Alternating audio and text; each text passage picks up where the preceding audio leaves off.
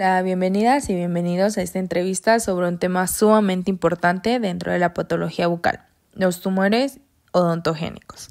Estas lesiones, aunque no son tan comunes, tienen una relevancia enorme debido a su comportamiento biológico y al impacto que puede tener en la salud de los pacientes. Algunos tumores son completamente benignos y de crecimiento lento, mientras que otros pueden ser mucho más agresivos, infiltrantes y capaces de causar una gran destrucción ósea si no se diagnostican a tiempo. Lo interesante es que muchos de estos tumores pueden pasar desapercibidos, porque no siempre generan dolor o síntomas evidentes. En muchas ocasiones, el paciente puede convivir con ellos por meses o incluso años sin notarlo, y es durante una radiografía de rutina o una valoración por otro motivo cuando se detecta la lesión. Eso nos ocurre la gran responsabilidad que tenemos nosotros como futuras odontólogas, porque somos la primera línea de observación para identificar cualquier alteración. Y bueno, antes de comenzar con el desarrollo de nuestro tema, quiero presentarnos. Yo soy Fernanda Romero y me acompañan mis compañeras Pia Lincer y Dominic Tavares. Las tres preparamos este pequeño podcast con el objetivo de explicar de una manera clara y completa los aspectos principales de los tumores odontogénicos. Es decir, su origen, su clasificación, cómo se presentan radiográficamente, cómo se diagnostican y cuál es el tratamiento adecuado para cada uno. Nuestra intención es que este tema se entienda no solo desde la teoría, sino también desde la práctica clínica, porque como estudiantes de odontología es muy importante aprender a identificar y diferenciar estas lesiones desde temprano. Y bueno, para iniciar formalmente con la entrevista y poner las bases del tema, quiero comenzar con una pregunta clave que nos ayudará a entender todo lo que viene después. ¿Ustedes cómo definirían un tumor odontogénico y de dónde proviene exactamente? Bueno, para mí los tumores odontogénicos son, ante todo, neoplasias que provienen de cualquiera de los tejidos involucrados en la formación del diente, y eso ya nos dice muchísimo sobre su comportamiento. Pueden originarse del epitelio del órgano del esmalte, del ectomesenquima, de la papila dental, del folículo dentinario o incluso de la interacción entre ambos. Esta variedad de orígenes explica por qué existen tantos tipos distintos y por qué cada uno se comporta de una manera peculiar. Una cosa muy interesante es que estos tumores aparecen exclusivamente en los maxilares, lo cual ya nos orienta bastante y de hecho la mandíbula, especialmente la región posterior, es la más afectada. Cuando analizas varios casos clínicos, notas un patrón clarísimo en este tipo de patología. Algo que a mí siempre me ha llamado la atención es que estos tumores reflejan de forma casi congelada procesos del desarrollo dental. Por ejemplo, hay un tumor que parece imitar la fase de brote, otros la fase de campana, y algunos otros hasta intentan organizarse como si fueran a formar esmalte o dentina, lo cual es muy curioso. Observarlo histológicamente es como ver una fotografía detenida de la ontogénesis, pero de una forma un poco más distorsionada.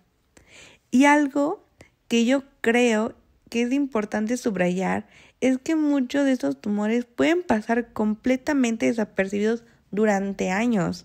No siempre producen dolor, ni infecciones, a veces ni siquiera síntomas evidentes. A veces el único motivo de consulta es una ligera asimetría facial que el paciente nota en sus fotos o una opacidad radiográfica inesperada en una radiografía de rutina. Vaya, que son cosas mínimas por las que se suele ir a consulta.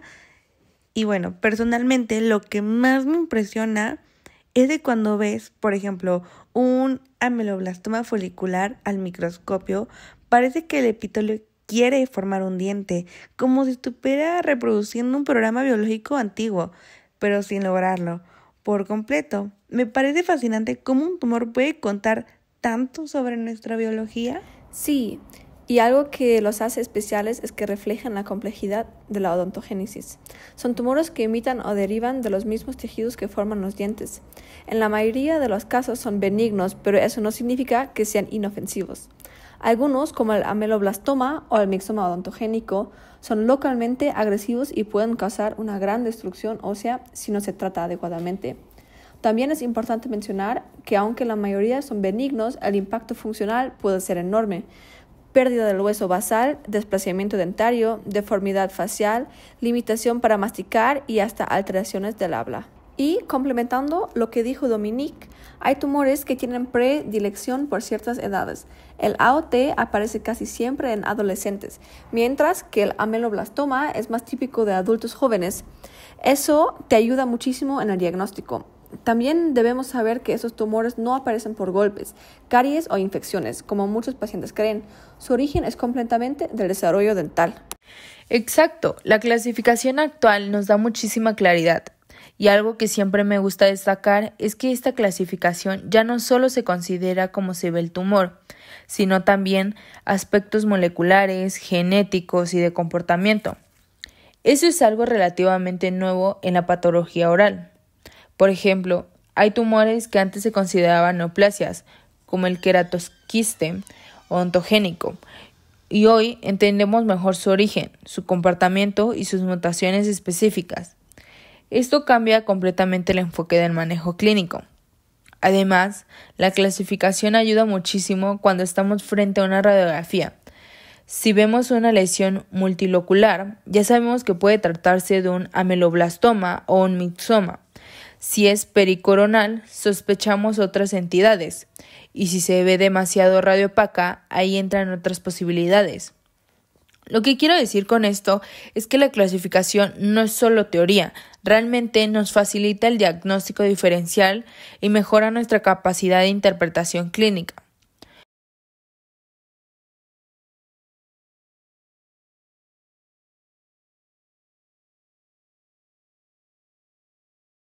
Sí, justo la quinta edición de la clasificación de tumores de cabeza y cuello de la OMS del 2022 introdujo cambios muy relevantes.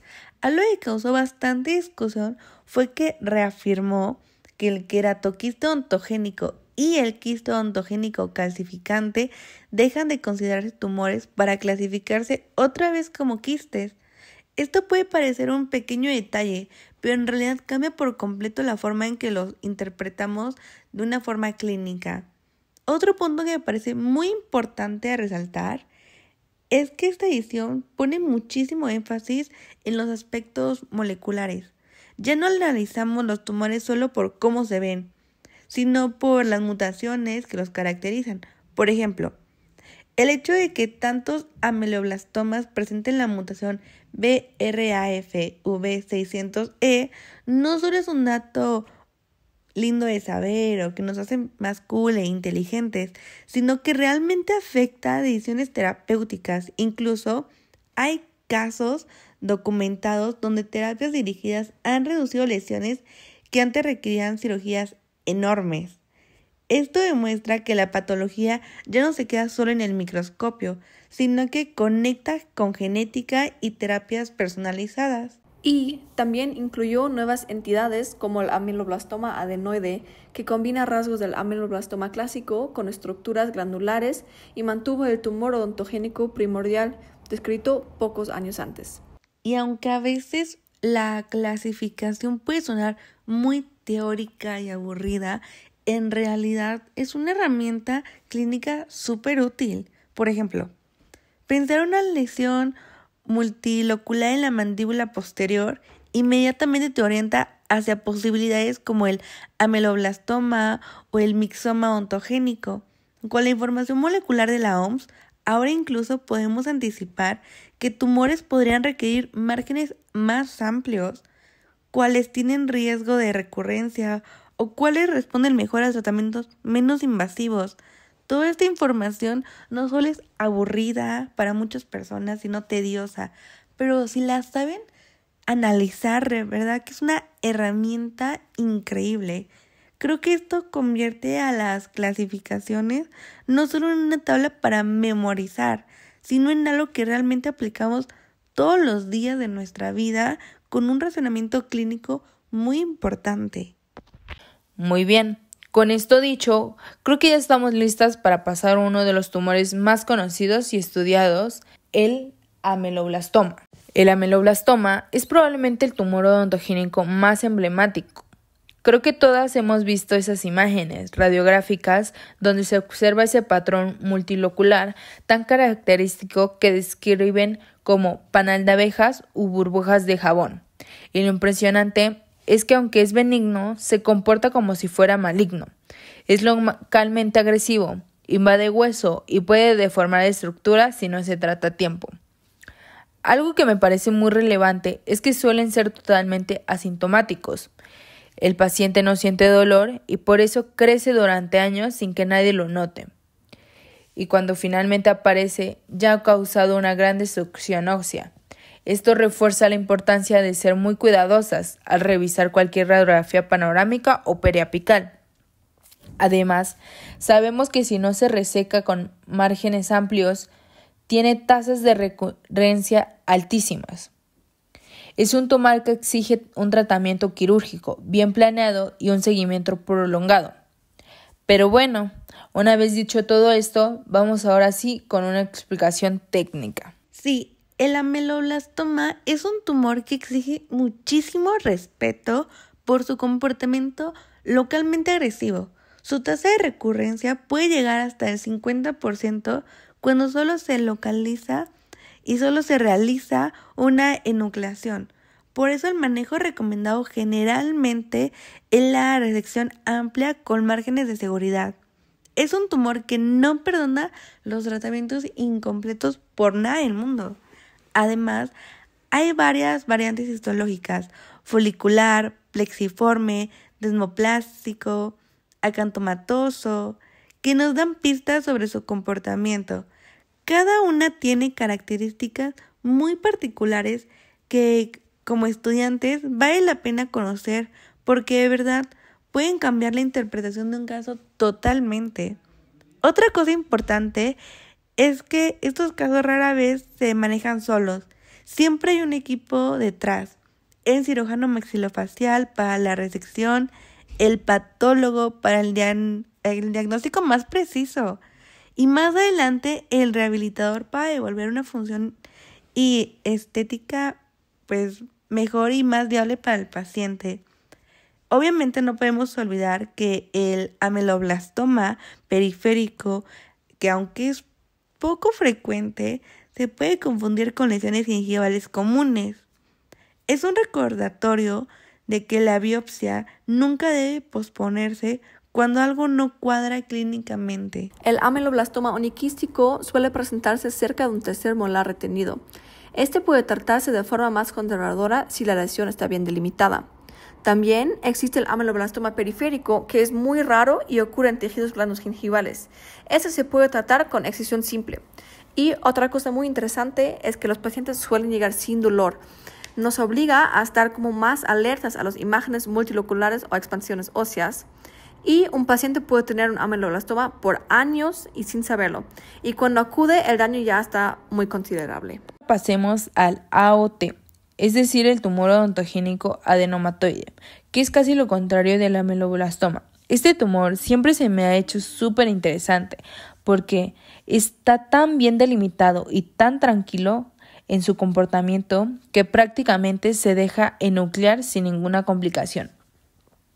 Algo que también me parece fascinante es que afecta con muchísima frecuencia a mujeres jóvenes, especialmente en el maxilar superior, y casi siempre está asociado a un cánido retenido. Por eso, cuando veamos una radiolucidez pericoronal en un paciente joven, el AOT tiene que venir en nuestra mente como una de las primeras posibilidades. Y claro, el dato clásico de los 2/3 es imposible de olvidar: 2/3 en mujeres, 2/3 en el maxilar y 2/3 asociados a caninos. Es un tumor bastante agradecido en términos de manejo porque su pronóstico es excelente. El tratamiento del odontoma es bastante sencillo: enucleación, y el pronóstico es prácticamente perfecto. Pero lo más llamativo es lo que ocurre con el tipo de compuesto. Cuando lo observas, literalmente encuentras pequeños dientecitos organizados. Es una de esas lesiones que te recuerdan a la ontogénesis y que este es un proceso muy programado. Y aún así, aunque la lesión sea noble, puede bloquear la erupción de dientes permanentes. Y eso sí que llega a tener implicaciones muy importantes en pacientes jóvenes. Histológicamente, el AOT presenta estructuras ductiformes o glandulares muy características que lo hacen único. Y es un tumor que nos recuerda que no todo lo que se llama tumor es agresivo. El AOT tiene un comportamiento súper noble y un pronóstico excelente. Incluso puede desplazar dientes o deformar la mandíbula. No es maligno, pero sí muy destructivo. Cuando es grande, puede producir expansión vestibular y lingual evidente, aunque no suele doler, compromete la estructura ósea. El seguimiento debe durar varios años. Ahora bien, entrando a los tumores mixtos y mesenquimatosos, quiero empezar mencionando lo importante que es distinguirlos entre sí. Por ejemplo, el odontoma es tan común que prácticamente lo vemos en cualquier colección de radiografías. Y aunque técnicamente no es un tumor verdadero, es muy relevante porque puede impedir la erupción de dientes permanentes. El mixoma odontogénico, en cambio, es raro, pero altamente infiltrante. Me llama muchísimo la atención cómo su consistencia gelatinosa hace que sea difícil de remover completamente, lo cual explica por qué ocurre con tanta frecuencia. En cuanto al cementoblastoma, me parece muy curioso que está fusionado directamente a la raíz del diente. Eso nos va a ayudar muchísimo al diagnóstico, porque es un hallazgo muy característico de él. Por eso su tasa de recurrencia puede llegar al 30% cuando no se realiza un tratamiento amplio. El mixoma es un tumor engañoso. Clínicamente puede parecer tranquilo, pero histológicamente tiene una consistencia gelatinosa, como gelatina, que hace que sea muy difícil de retirarlo por completo debido a este tipo de consistencia. Radiográficamente suele verse como una imagen multilocular con un trabeculado muy fino, casi como si fueran burbujas o como un panal de abejas. Esa imagen es casi diagnóstica para saber que es un mixoma ontogénico. Sí, incluso puede desplazar dientes o deformar la mandíbula. No es maligno, pero sí es muy destructivo. Afecta principalmente al primer molar inferior y su tratamiento implica extraer el diente involucrado junto con el tumor. El pronóstico del cementoblastoma también es muy bueno después de extraer el diente involucrado, pero lo que siempre recalco es una característica clave que es la función directa con la raíz. Esa unión íntima es prácticamente el seño diagnóstico del cementoblastoma. Si es una masa calcificada y no está funcionada la raíz, por definición no es el cementoblastoma. Y esto evita muchos diagnósticos erróneos. Así que esta es una característica que se debe tomar muy en cuenta. Ahora pasemos a los tumores malignos. Aunque son raros, creo que es importante conocerlos porque pueden confundirse fácilmente con infecciones crónicas o abscesos. El carcinoma ameloblástico, por ejemplo, puede parecer un ameloblastoma común en las primeras etapas, pero su comportamiento es completamente distinto. Y aquí entra otro punto que me encanta del tema, la genética, es decir, la mutación BRAF V600C, presente en muchos ameloblastomas. Este ha permitido que se desarrollen en tratamientos dirigidos. Esto significa que, en casos donde no se puede operar, existe una alternativa molecular que puede ayudar muchísimo. Y es ahí cuando algo que se hace unos años ni siquiera estaba contemplado en la patología oral. Estos tumores, aunque son poco frecuentes, requieren un enfoque completamente distinto. Su tratamiento puede incluir cirugía radical, radioterapia y en algunos casos hasta quimioterapia. Lo complicado es que muchas veces se confunden con infecciones crónicas o algún absceso. sobre todo cuando el paciente llega con dolor, movilidad dentaria o parestesias. Son señales de alerta que nunca debemos ignorar, pero que sí se pueden confundir. Hoy sabemos que mutaciones como BRAF, V600E están presentes en más del 70% de los ameloblastomas. Gracias a eso se han usado terapias dirigidas con buenos resultados en casos inoperables. Aquí quiero hacer un énfasis muy fuerte. Jamás debemos hacer un diagnóstico definitivo con una sola radiografía. La radiografía nos va a orientar.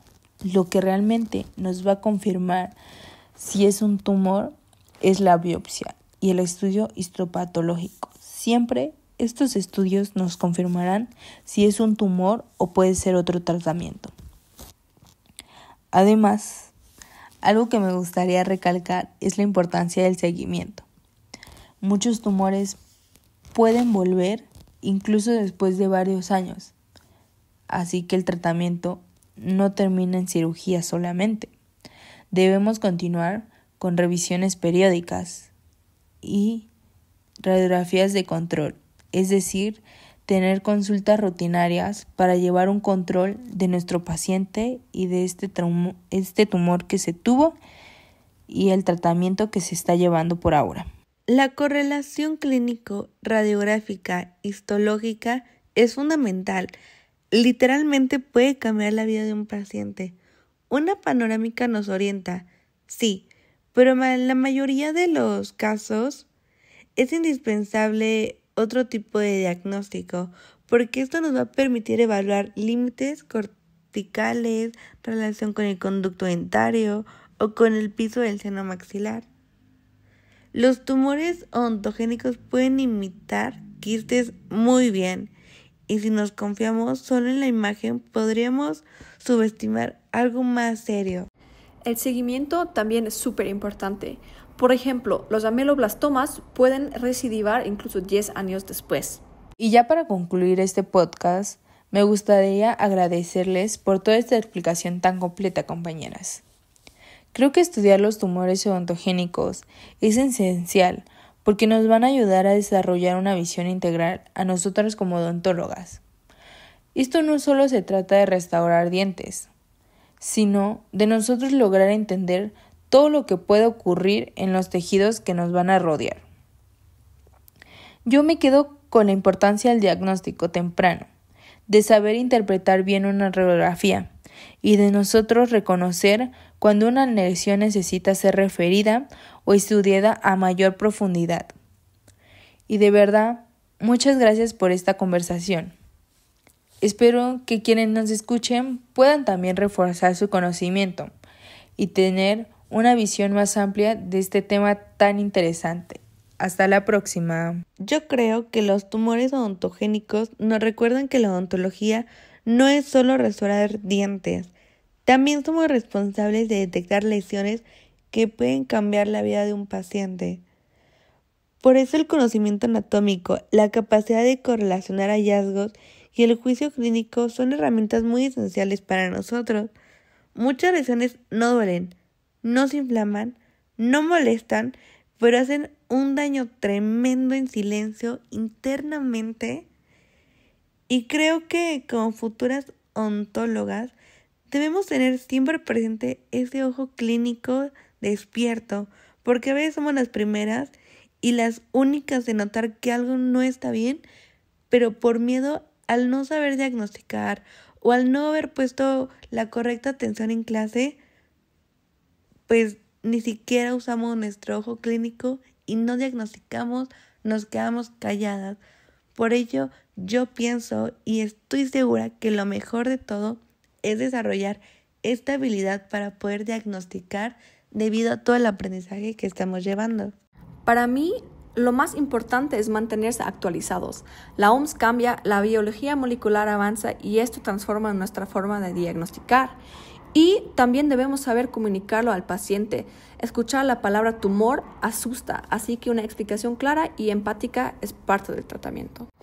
Y ya para concluir, yo tuve una experiencia con un paciente que me marcó mucho durante mi rotación clínica. Se trataba de un hombre de 58 años que acudió inicialmente por lo que él describía como una bolita que no dolía en la parte interna de la mejilla. A simple vista se observaba una lesión exofítica de superficie verrucosa y coloración blanquecina, que él había notado crecer lentamente durante varios meses.